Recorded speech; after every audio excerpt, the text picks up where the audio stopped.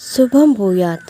October 26 నుంచి November 1 వరకు కన్యారాశి వారి వార ఫలితాలు ఎలా ఉన్నాయో ఇప్పుడు చూద్దాం.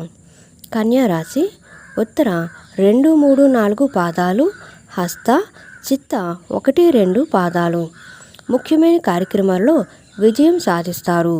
విద్యార్థులు ఇంతకాలం పడిన శ్రమ కొలిక్కి వస్తుంది.